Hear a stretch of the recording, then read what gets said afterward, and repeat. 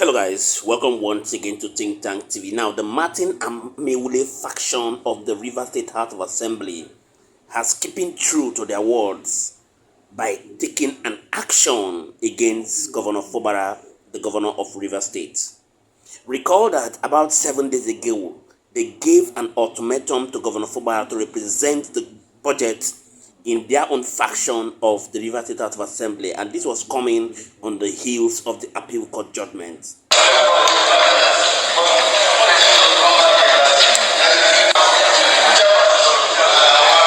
Now, reacting to this, Chijoko Ihunwo, who is a pro-Sim Fubara caretaker chairman, the caretaker chairman of Obiakpo local government areas, has described their actions as laughable, stating that they will stay true to their actions and commitment to Governor Fubara and that he would run his 8-year tenure. Let's take a look at what he said, and I'll be coming back to give you my thoughts about it. What was it out of place? What would this to make sure that everybody is part of what we are doing? We are not even organizing support for the governor. The governor has organic support. River people love the governor. So there's no need of now. Even though we are doing appointments, River people love the governor because injustice of these people who want to take over our seat. Those are the man who don't even need to appoint. What would he was look? Everybody should be involved in what we are doing. We have to appoint. And we are even appointing more NCs. Rivers State belongs to all of us. Rivers State cannot be owned by one man. If it's not you, nobody will talk. I am from the same, not from the same, we are from the same community, or from the same world. And let me say this: Ameahule is no longer the Speaker of the Rivers State Assembly, and our people have rejected him. So the ultimatum given will not stand. And the Rivers people, in less than no time, are going to make a speech. And the 7 days they're talking about is laughable, and people should go about their normal business.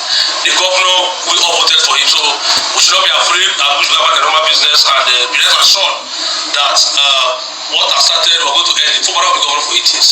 Now, my question is, when I saw the reactions of the pro-Wike lawmakers, what came to my mind is, how do they intend to really implement this, their so-called action?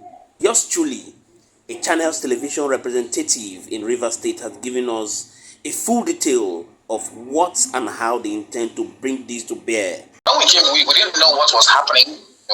We thought we really didn't know what to think until sitting started. And then the leader of the House, Honorable Major Jack, raised the motion and said that the 7 days ultimatum, even to the governor, had elapsed today, and they were yet to receive the appropriations bill or the budget. As a result, he moved the motion that they shut down all forms of expenditure by the Rivers State government.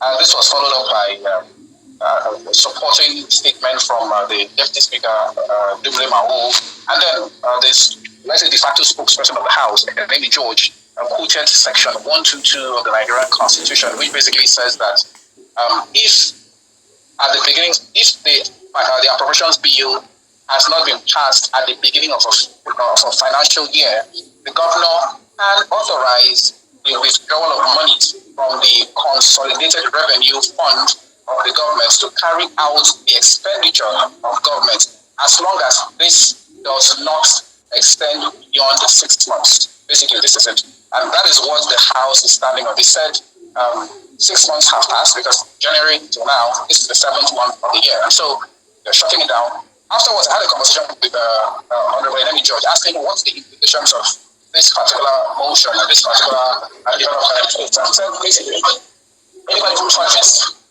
monies from that particular fund, the consolidated revenue fund of the Rivers State government, will go to prison, because it has basically been shut down by the Rivers State House of Assembly. So, it's one thing for this decision to have been taken. It's another thing for the implementation of this particular decision. So, the governor had said last week that he is even considering a 2025 budget, and he's since moved beyond his 2024 budget.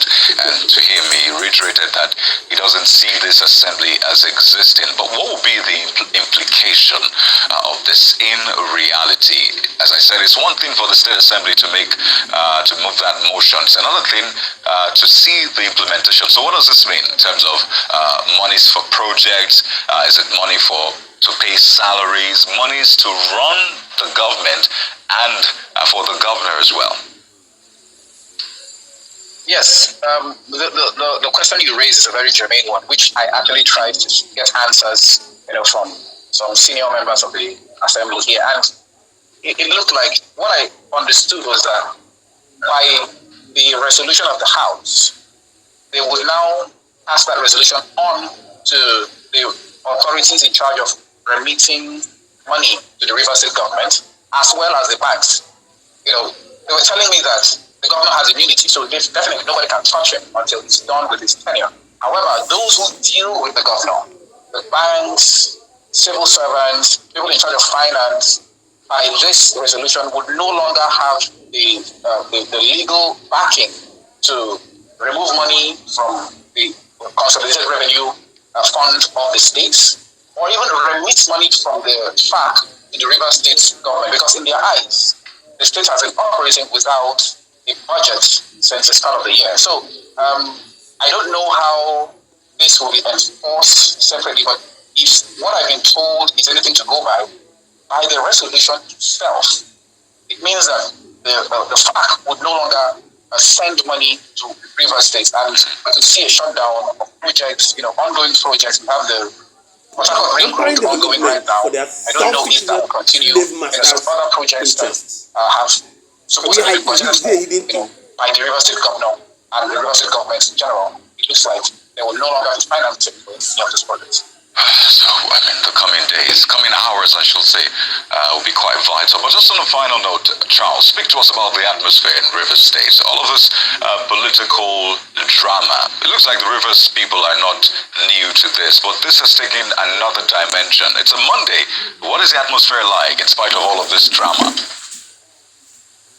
So it's a very wet Monday. It's raining right now. If I turn the camera around, you see that it's actually raining around. This morning, when we woke up this morning, we knew that there was some tension in the air, because this was the day the 7-day ultimatum given to the governor expired, right? And then as of yesterday, that briefing by Chiyoke and some other members of the Uri nationality right there in Obia, what happened when they addressed this particular ultimatum. So it's not new. Political tension in Rivers State is not new. Rivers State is probably the political drama capital of Nigeria. There's a lot of political drama going on in the state. So for the residents of Rivers State, it's a normal thing to witness political drama. But it's important to note that none of this has transcended into a breakdown of law and order. You're saying it for yourself. Now, this is why it is said that when two elephants fight, it is the grass that suffers. In a bid to continually carry out the intentions of their slave masters in person of Chief Barr Nyesom Wike, these guys have continually ensured they stall the progress of the Rivers people.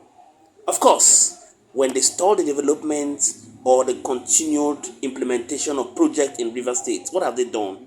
They have succeeded in stopping and hindering the advancement of the Rivers people for their own selfish interests. Obviously, the interest of the people of River State is obvious, like you can see from the crowd that keeps coming out to support the different groups at different times. Please do want to drop your thoughts in the comment section. Let's get to know what you think about the River State crisis, and we shall continually be here to serve you. Many thanks indeed to all our viewers and returning subscribers. We really do not take it lightly. My name again is Moses, and this is Think Tank TV. See you on our next video.